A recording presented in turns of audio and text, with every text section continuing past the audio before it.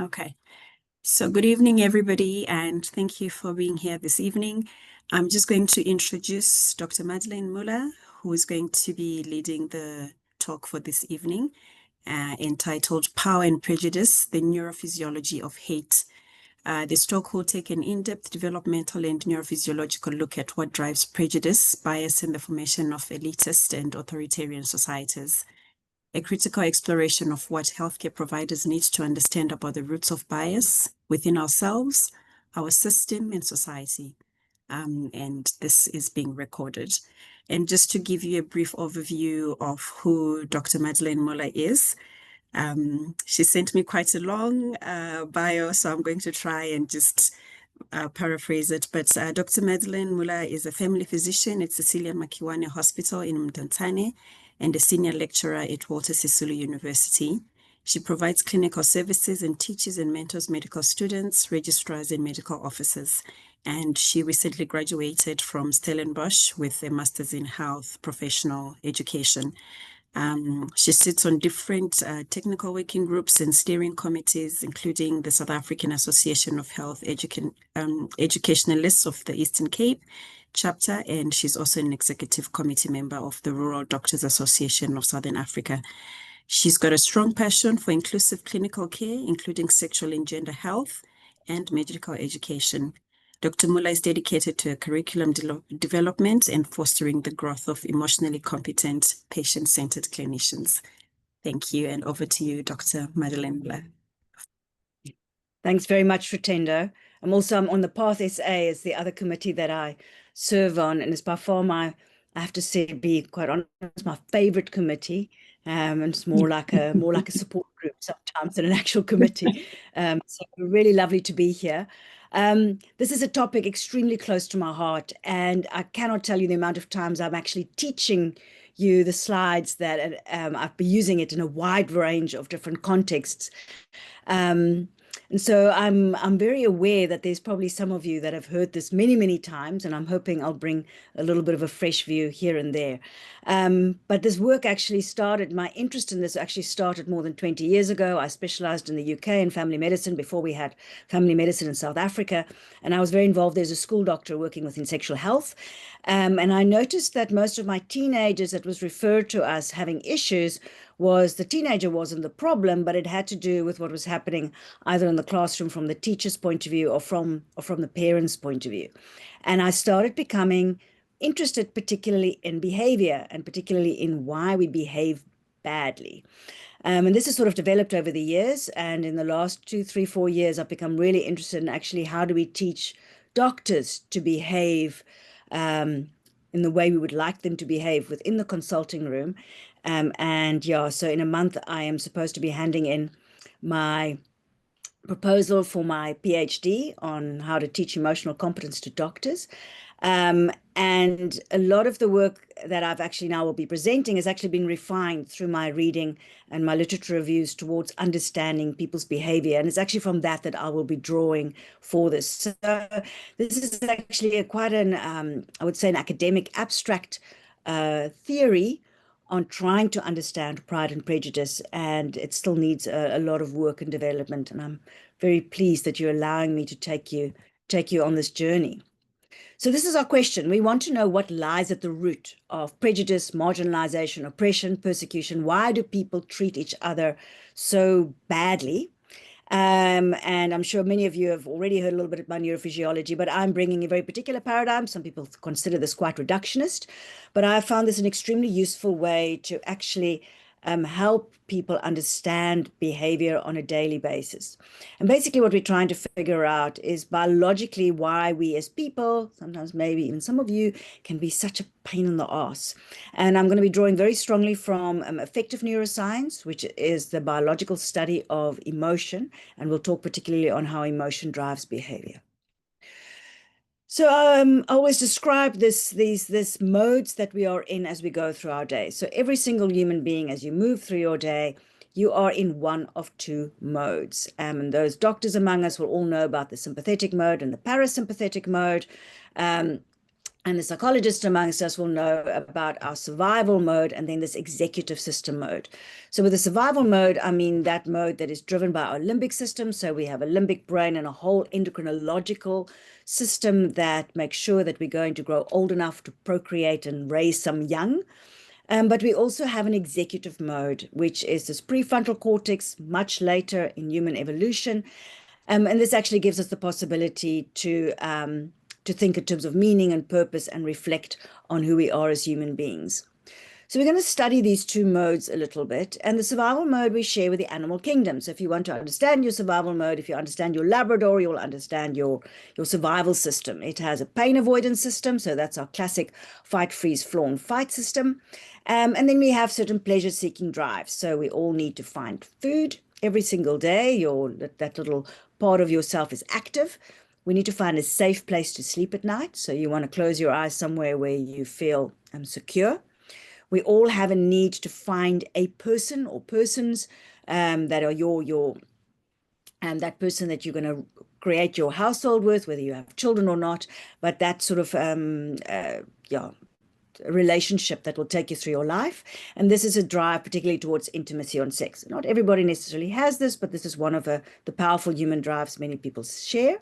We have a drive for tribe and we have a drive for power, and I'll talk a bit more about those two. So these are very biological drives, and they're very diverse in how they present and how different people experience them, but we do all have them in common. When we are not in survival mode, so when this limbic brain is not activated, then we actually now have access to the prefrontal cortex, which is connected to our cerebral cortex and various parts of our neurological networks. And your prefrontal cortex actually has certain substrate neurological capacities.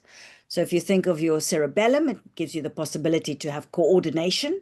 So your prefrontal cortex gives you, and I'm going to look at 4 specific qualities that we have because of that part of our brain. So we have the possibility to executively plan. So these are things your Labrador can't do. We're able to plan that you're going to join a meeting at 7 o'clock at night. You have the ability to step into somebody else's shoes. That's our empathy potential. We have our potential to reflect and think about our own thinking, think about things that have happened, think about our own emotions. And we have what they call inhibitory control. So if you do have that impulse to go and get that cookie or to be able to go to bed when you're supposed to be studying, you're able to suppress that particular impulse at that time. And these are all functions that only is available to you when your executive brain is actually in charge. And this is where all our meaning making and higher values come from. So there's a switch here, and there's a switch that just determines in which mode you are. So all human beings have this. We all have a survival mode. We all have an executive mode. And adrenaline is the switch. So you literally have endocrinological hormones that's going to switch you between these two. And there's other specific hormones that's also linked to our pleasure-seeking drives. And at the bottom here, just a credit to my child who's done the illustrations. So the illustrations, why is there a dragon in the story? So one of the analogies I use, and I've used it a lot when I've been teaching adolescents, is that you can imagine this endocrinological system of yours as this beautiful, powerful dragon, and the executive mode is the dragon master that's supposed to steer and keep this dragon under control. And you go on this journey through life together as a consciousness journey. And sometimes you're in charge of your dragon, and sometimes your dragon's in charge of what's happening next. And we're going to look at what happens when the dragon makes decisions. So what happens quite often, we're very aware of the sympathetic and parasympathetic system from a physiological point of view. So when we talk to our patients about anxiety, we teach them about the fight-flight system and how adrenaline makes their blood pressure goes up and makes their breathing goes up and changes what's happening in the metabolism. But it also changes your thinking, and it changes your thinking quite dramatically. And this we do not always take notice of. So there's a remarkable book by Daniel Kahneman. I'm sure some of you know them, called Thinking Fast and Slow. It particularly studies bias, and it talks about 2 different networks that comes into play depending in which mode you are. So the survival mode has got what we call fast thinking. And if you are under stress or are under threat, your body will create neurological pathways, or will favor neurological pathways that's going to help you to make very quick decisions.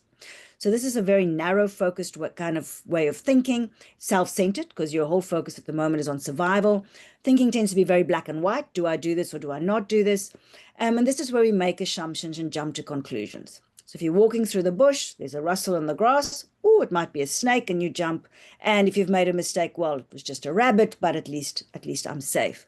And in the slow thinking, fast thinking book, actually a lot of this thinking is what underlies most of our biases.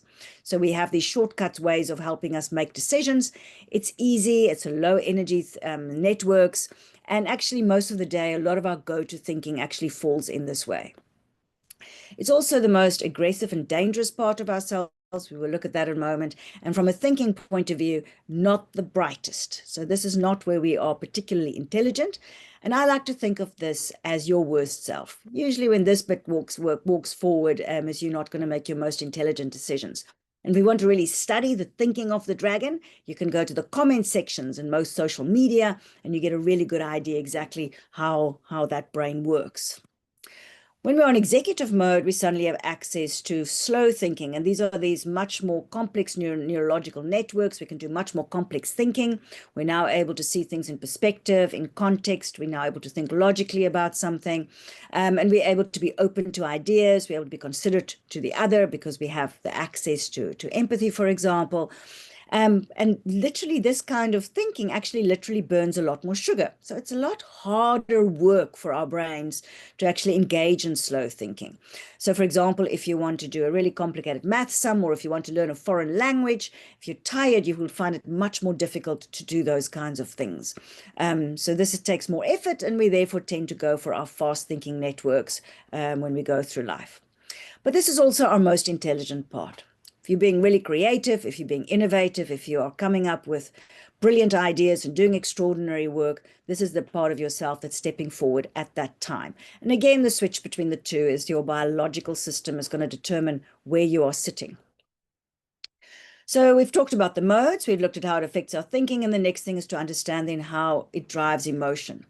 So your survival system especially is trying to get you to do things for survival, and the way it gets human beings to do stuff is through emotion. So the reason why emotion is in the word emotion is that emotion are actually biological impulses to try and get you to do a specific thing to try and keep you safe. When you are in survival mode, there are three primal emotions that come into play. So I know there's lots of very complex, beautiful emotions that has to do with how our endocrinological system interacts with all our cognitive ideas about what is happening. But actually, when you boil it down and you look at the physiology, you find three main biological gestures from a survival point of view. The first is the biological impulse of fear, which is the biological impulse to move away from something or to avoid something or to get away from something that is threatening you. I always find rage very interesting. So this is the biological impulse to destroy an obstacle in your way. And this is a very good example of how emotions are not always practical. So when you get angry or irritable or frustrated, or this emotion comes to the surface, you will either target on a specific obstacle, or you will go and find an obstacle that you will have a desperate need to destroy. And this is not always an intelligent thing to be doing at the time. So if that taxi pulls you off on the swerves in front of you on the highway, it's rage that might make you decide you're going to chase him down and give him a piece of your mind. The third emotion is distress. And this is what we see when in young animals and young children, for example, when it's a very primal emotion when you are lost, or when you have lost specifically your caregiver, or if you're feeling isolated, or lost is probably a good word to use that. What's interesting about the emotion of distress is what nature has done is that, so if the parent wanders away and the 2-year-old is on its own in the supermarket and can't see mother, it has the impulse to cry out. And the way the body gets you to cry out and start wailing is by creating an intense experience of emotional pain.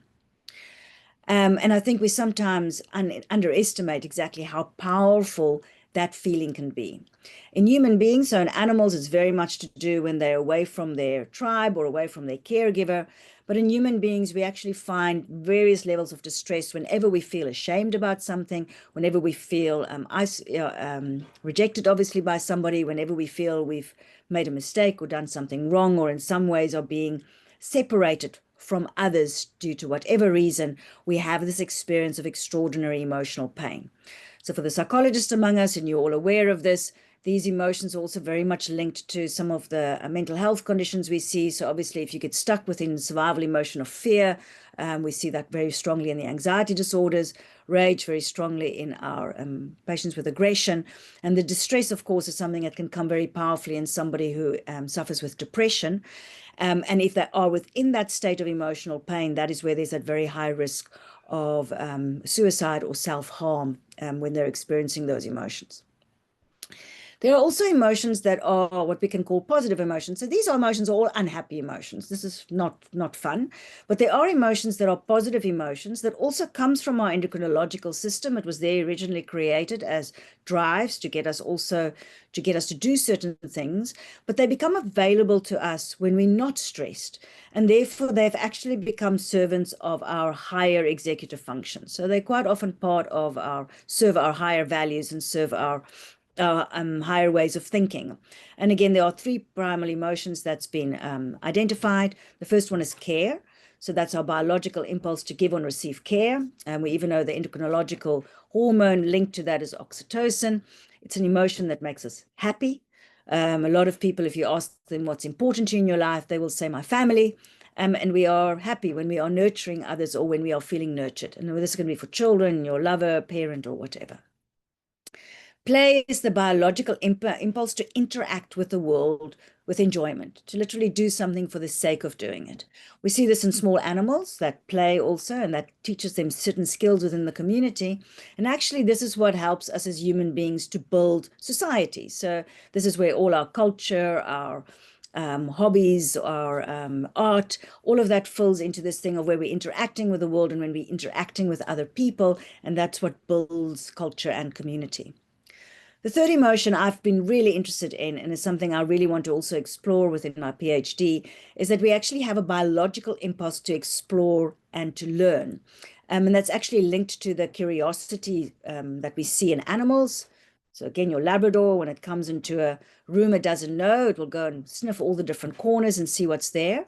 But in human beings, that curiosity has actually been linked very strongly to our frontal lobes and is very much connected with a positive emotion that is linked to problem solving, to learning, to figuring things out, to exploring.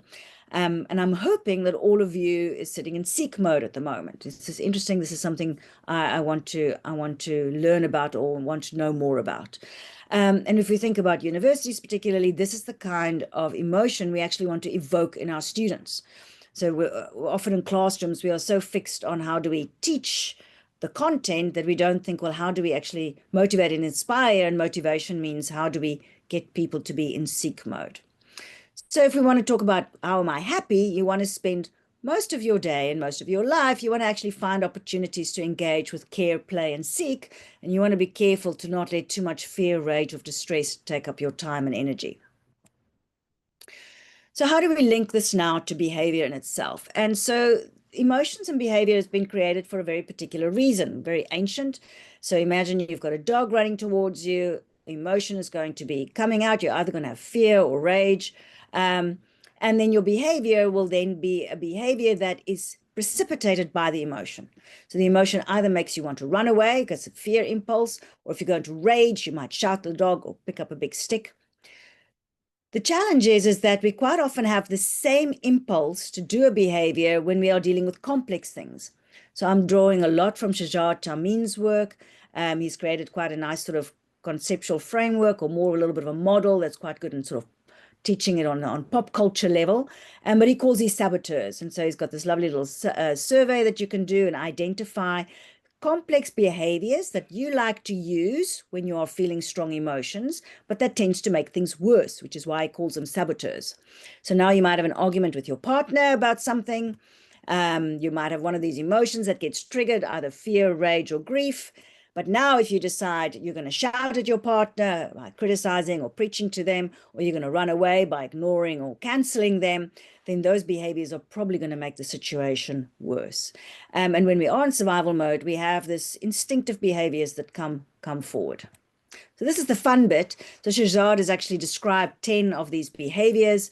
Those of you who want to do the self-assessment later, there's a little QR code in the corner there. If you also just Google saboteur self-assessment with Shahjar Tamim, you will find it online. He's actually had millions of people, well, millions, hundreds and thousands of people have been filling in this questionnaire. So they've also been collecting data on it, which is quite interesting.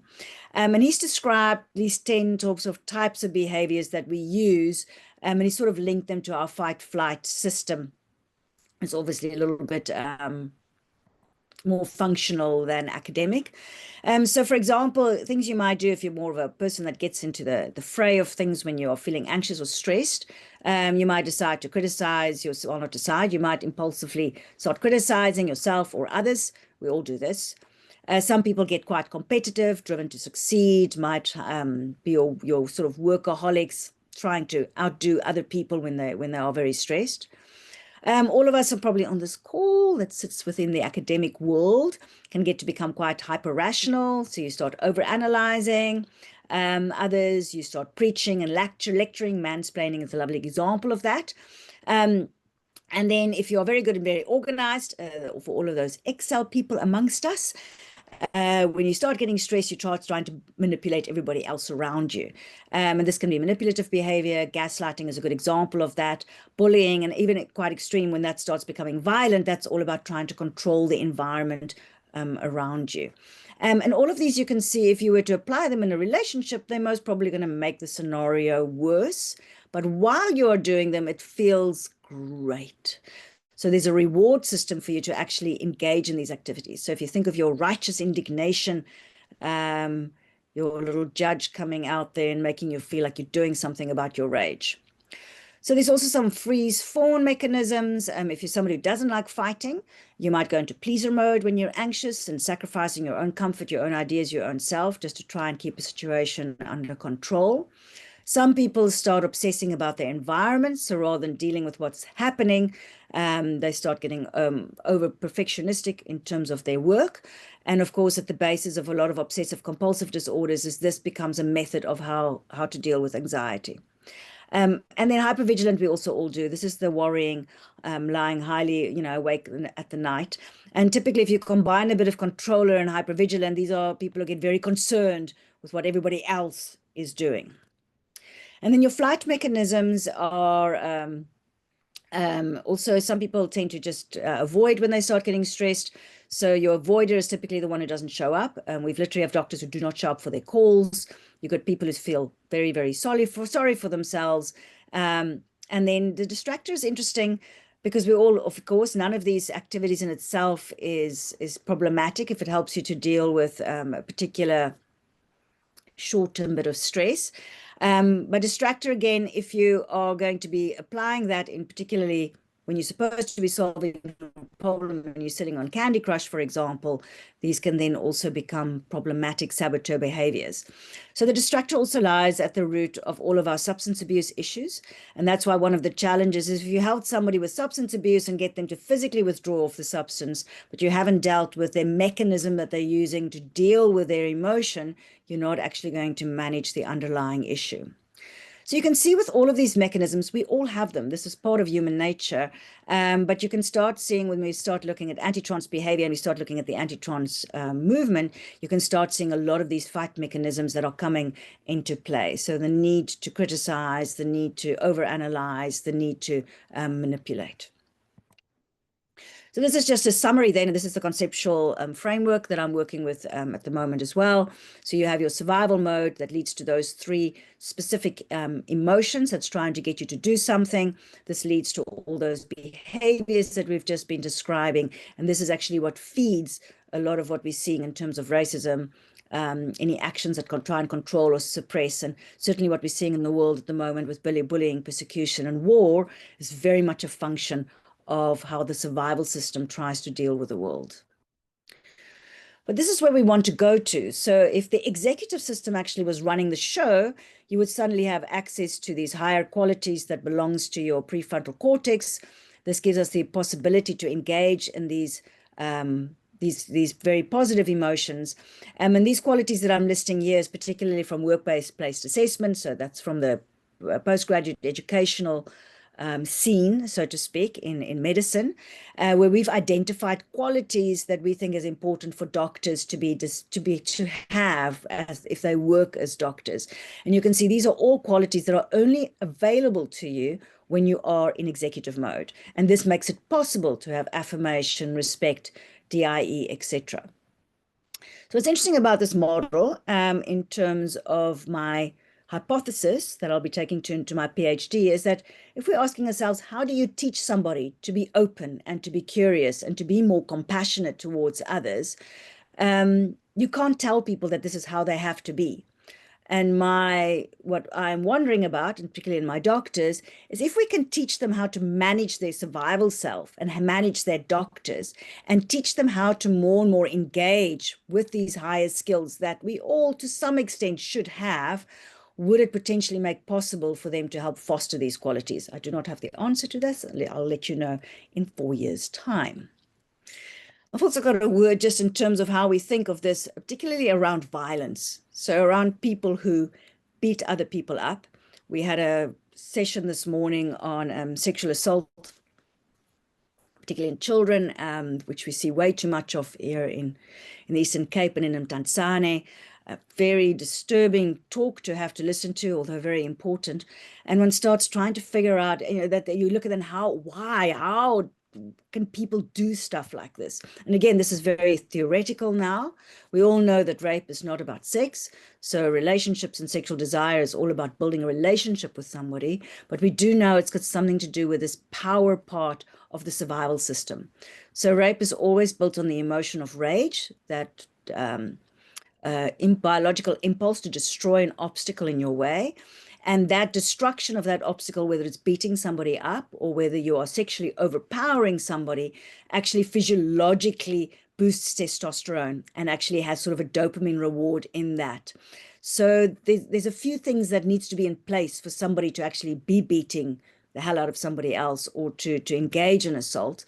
And they have to be in survival mode. So you have to be within that limbic endocrinological mode at that time. And what we think, and again, this is something that needs research, is whether it's got something to do with the underlying experience of powerlessness or lack of agency. And this is a perceived experience. So your Epsteins of the world, for example, somewhere within there's something that is broken in how they experience their own power. And within that, within the survival mode, they use their power over others as a way to feel powerful within themselves. And obviously within that is that you do not end up then regularly engaging from this reflective part of yourself. So if somebody has beaten somebody else up or has sexually assaulted somebody else, to sit and reflect the next day and imagine if that was my sister or imagine if that was my mother, that would take quite an extraordinary next level of skill to be then able to really reflect and change behavior. So anyway, so these are just some foods of thought. And then, of course, if you now take a young boy, 14 or 15, who was in a scenario where he was part of a gang where this happened, and then if you incarcerate him in our prison system, you can see how that is not going to help people to actually now learn how to reflect and access this executive mode. But this is just some thoughts in terms of some of the extremes we are seeing around transphobic attacks. So a couple of things I want to add into the mix as well is some thoughts around bias and power. And unconscious bias is something we actually work with quite a lot in medical education now as well. And we've talked about those basic physiological drives, like getting hunger, tiredness, thirsty, but we also have a biological drive for tribe. So as human beings, we feel safer when we're on groups that are similar to us. This is not logical, but we have a natural thing. When you walk into a big conference and there's people from all over, you're going to if you don't know anybody, you're going to go and find people that are roughly the same age, maybe the same profession, possibly the same language, same ideas. So you're going to find people that are similar to you. And this drive for tribe is what builds nationalities. It's what makes us have flags, what makes us brand things. And we naturally have an instinct. When you meet somebody or something that's unfamiliar, your drive for tribe is going to ask, is it safe? And the more familiar it is, the more you're going to instinctively feel safe with that person. Of course, just because people look like you does not mean that they are safe. This is not a rational thing. We also have a drive for power. And similarly with a drive for tribe, the more power you have within that tribe, and you as a tribe have, the more safety. So we have an instinctive need that when we are meeting new people or when we're going into societies, how much power do I have within this relationship? In the world of today, political power, financial power, you also get social power. There's different kinds of ways. And within it, there's also this irrational belief that maybe one person has more right to opinion or resources or decisions, and usually it's me and my own that we think should have more power. So this drive for power, when I use the word power, I mean the more power you have in a society, the more you can change your life and the world around you. And this wheel of power here, Alma also uses as well, and I think it's been passed down to us through the ages, and talks about how certain unearned advantages put you closer to the center of power, and certain unearned disadvantages put you put you more towards the margins of power. So the more of these that intersect towards the center, the more power you have to change your own world or the world around you. And if you're sitting on the margins, the more of these intersect, the more vulnerable you become.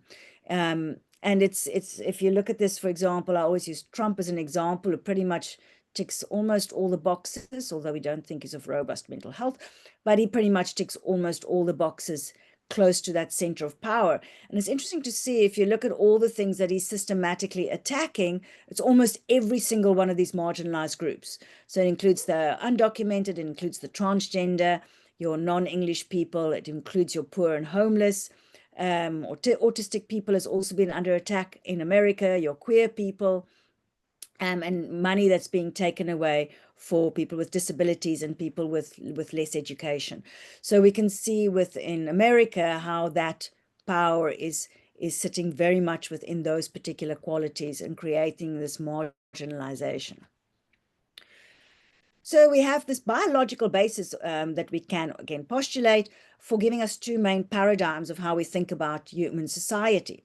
So if you look at, apologies, spelling mistake there. So if you look at society from an elitist view or a survival view, so your survival brain looks at the world, then you're going to believe, and we all have that a little bit, that some people have more value than others, more important to others. And in the world that we live in today, then your sort of aim is that those with power, those that sit on the center here, they're going to decide exactly who are the people that should be more valuable and should have more of those resources. So any systems of classification, marginalization, discrimination, oppression is all based on this power imbalance.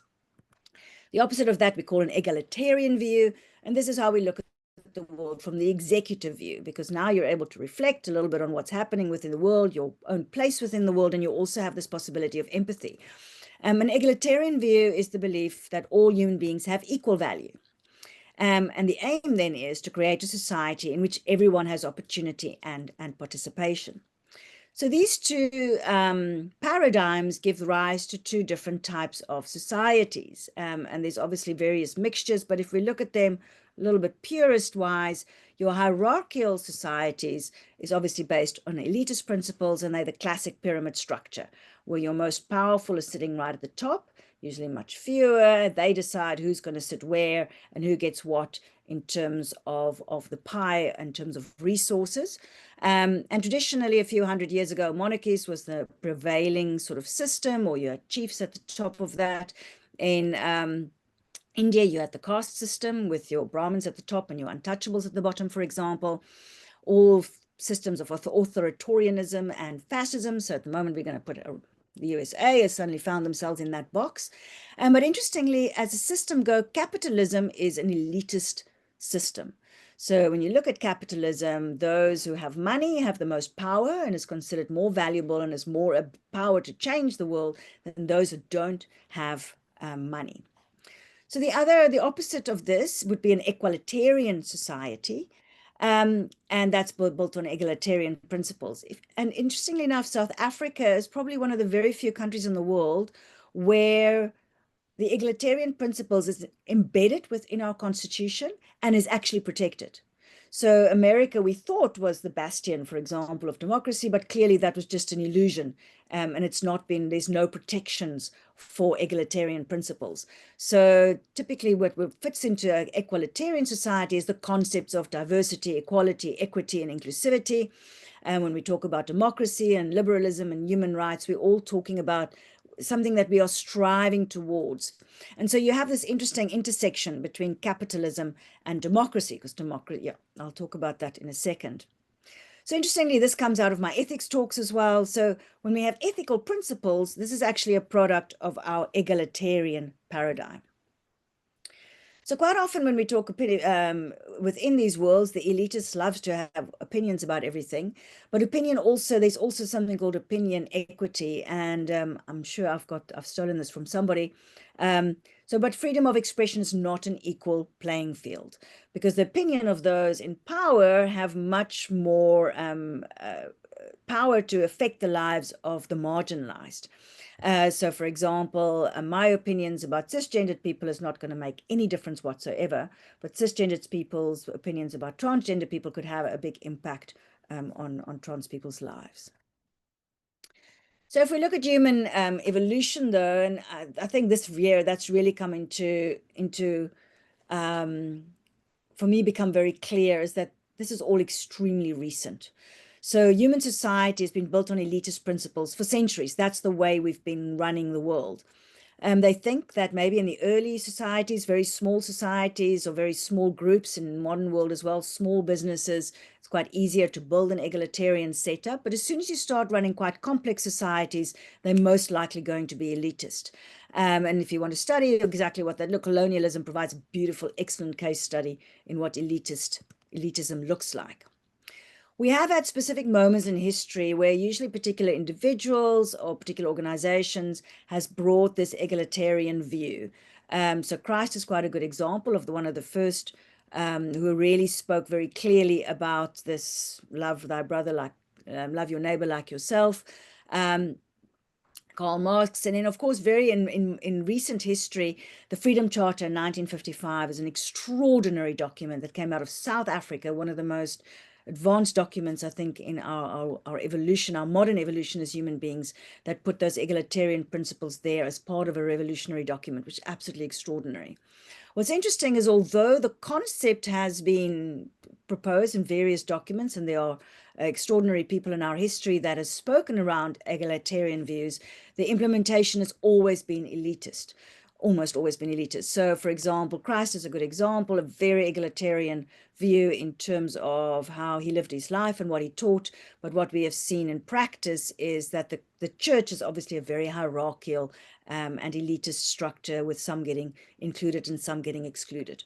And then if you just look in modern society, women only got the vote in the last 100 years. In South Africa, that was just white women. Apartheid only ended 30 years ago. Same-sex marriage is now 20 years old. The WHO only recognized trans people as part of diversity 5 years ago. So actually, this new idea of how do we build egalitarian societies is very new. And democracies, as we've seen in the last 100 years, where we're trying to build large societies on these views, that's sort of what the one person, one vote is all about. It's a first attempt to create complex global communities that is built on that concept. But as soon as we put capitalism in there, it becomes a very sort of a very mixed batch, as we've seen in South Africa as well. So if we're talking about applying egalitarianism, it's quite lovely because South Africa gives such a good example. And I'm just have taken some a bit here from the ethical principles.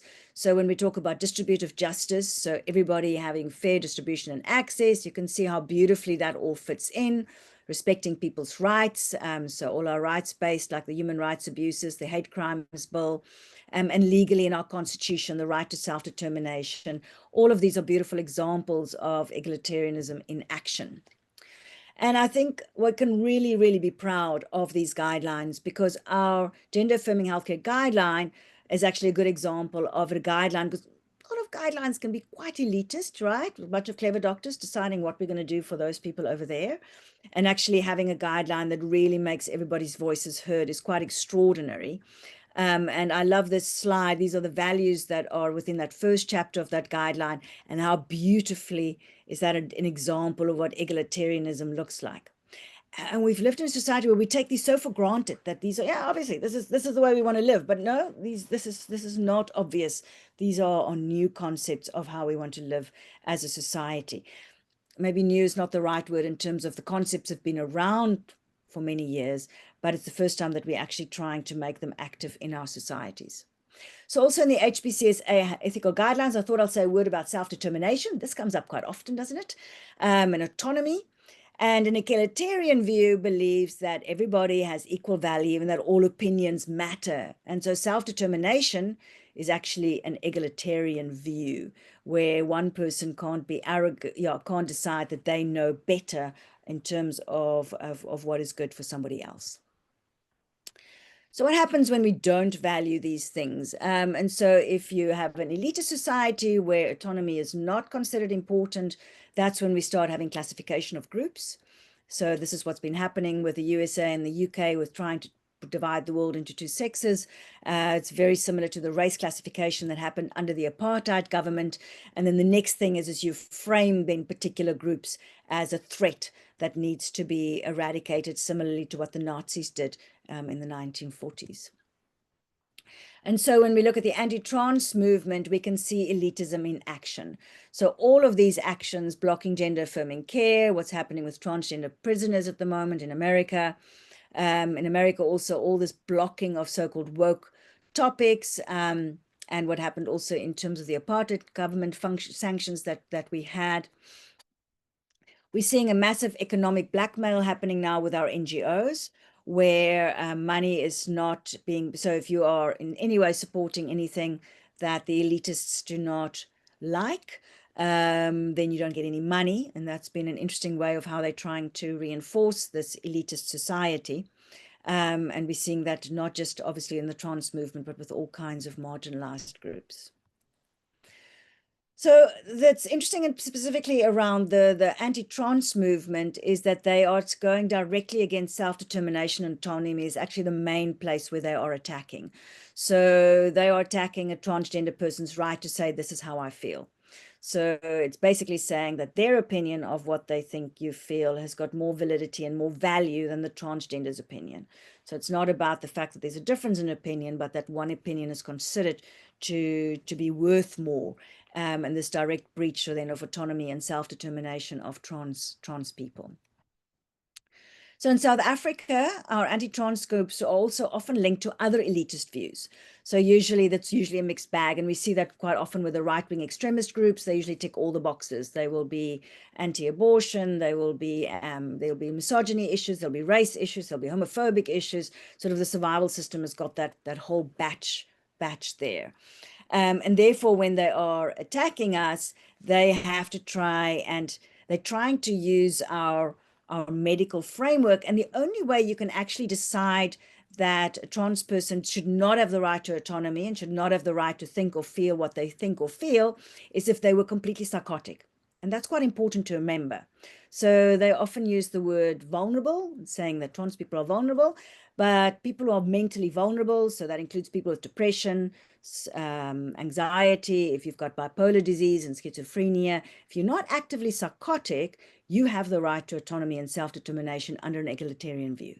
So there's this interesting thing of how they're trying to work within the egalitarian constitution by bringing these elitist concepts that they're trying to see how they can get their ideas implemented by trying to basically classify trans people as psychotic, which that's quite easy to refute. So when you think, for example, of a trans child coming out, parents will find themselves in this disorientating dilemma. So there's a survival system who fears for the child's safety. So we have this inner side that knows, especially in the world we live in at the moment. And then you have an executive system who actually wants the best for your child. And I think what's very important in terms of us putting messages out there is that parents need to understand that there's two different worlds on how you can approach this, and they need to pick one. So they shouldn't inadvertently find themselves in one world without understanding that these two worlds exist. So there's their gender affirming community, that's obviously our egalitarian community, that's love-based, and that's about validating and celebrating the child, provides a space for exploration and expression, and has this highly qualified team who's working there in terms of helping and supporting. Or you have the non-affirming community, the elitist community, which is trying to phrase transgender as this illness, or confusion, or ideology that's not allowed. And there's within that, the main intervention is conversion, and very much based on this fear-based thing. And it becomes a vicious cycle, because you then say trans is this terrible thing, then social contagion is this terrible thing, because what if other people turn trans, and that's also terrible. And so they're using this, they're creating almost something to be afraid of, to then create fear, to this fear of your child becoming trans. And I think we very importantly in social media, parents need to be able to know which side they're signing up to. So these are my last couple of slides, and I do not have miracle answers on this. What is helpful to realize is that for us working within the field, and when you are meeting people who are you discussing these things, is to become very clear which paradigm they belong to. So you all have two survival systems. You will have your survival system that has particular beliefs around resources, opportunities, relationship, tribe. We all have those silly little irrational things we've inherited from our families quite often. And then you have your executive system that has values about what is important. And if you're unaware of these two systems, then your stress or survival level is going to determine which belief system takes precedent. So if you're in a fit of rage or in a fit of anxiety, and you're not aware that you have these two systems, you might just decide that the way I feel right now is what is true, and you'll end up behaving in a way that's not actually aligned with your executive system. And that is why when we talk about prejudice, and when we've talked, it's education is always almost your most important intervention, because it creates the possibility that people can then consciously choose which set of values do I align myself with. There are some people who consciously choose to be elitist. They have thought this through. They're not stressed at the moment, people like Trump, and they have decided that this is the world they want to live in, and they want to live in a world that's built on those principles. But I am hopeful that actually quite a lot of people, if they understand this dynamic, might want to be able to have the freedom to choose, well, actually, do I want to live in an egalitarian society, or do I actually really want to co-create an elitist place? So the only thing I can say very clearly is what doesn't work. And then I have some suggestions of what one might be able to do in terms of working with prejudiced people. The first thing is fighting fire with fire. So bringing your own survival self to the conversation is not a good idea. So if you start criticizing or gaslighting or dismissing or getting self-entitled or pleasing, you're always going to make the situation worse. And the challenge is when you are dealing with trans people, is we get triggered, especially with some of the trauma and things that people have experienced in the past, and your communication skills just go right down the drain. Remember, your worst self is not the cleverest part of yourself to bring to the party. Even if you can manage to be quite calm, trying to have a debate and trying to convince somebody is almost impossible. So the survival self and the ideas on which the survival self built is always irrational. So the thinking is always built on argument or appeals to the better self. And quite often what they bring is this weird moral certainty. So they have this, this is what is right. And that can be very powerful in arguments. Quite often the right wings do use this moral certainty to sort of blast over so-called logical explanations. The other risk is also just ignoring, avoiding to address the issues. I'm a bit like that. It gets very tempting to just not engage at all, leave the group, not talk to that person, try and avoid running into those particular people. But the problem is, if we don't engage with these issues, then the narratives that they are putting out there in social media and in your work environment are going to start taking predominance. And unfortunately, survival narratives are very dramatic and very alarming, and use this fear mongering to access this stupid survival self. So a few suggestions. If you have to engage, if you're on a scenario where you have been put in that slot, try and get into executive mode. And how you know you're in executive mode, if you're able to be calm, warm, so you're in that care space, and curious about how we're going to figure this out. And that's an extremely difficult space to be in when you are triggered. The secret weapon when somebody else is in survival mode is actually compassion. So we've told you all the things that we shouldn't be doing. If you wanted to do something and you're able to bring compassion to that scenario and that person, even if you don't agree with anything they're saying, and can create some sort of safety, you have a better chance of engaging with that higher person. And that's very difficult. For somebody who's anti-trans, this obviously is not a good idea. But if you're dealing with a parent, for example, that's very frightened, or dealing with somebody who's been triggered, then being able to be compassionate to that can at least not make things worse. But most advocacy, I've realized, and we've seen this over the last year, happens tangentially. Don't know how you say that.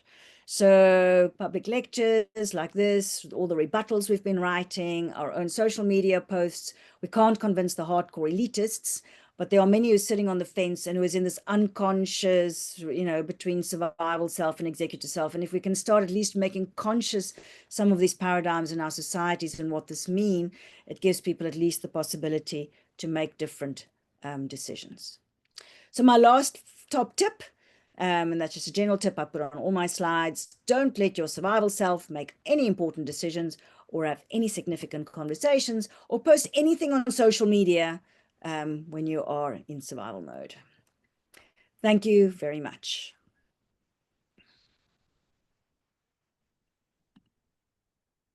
Thank you so much, Madeleine. And thanks for that. What a very insightful session. I really enjoyed that. I'm going to just give the floor to the group. If there are any questions,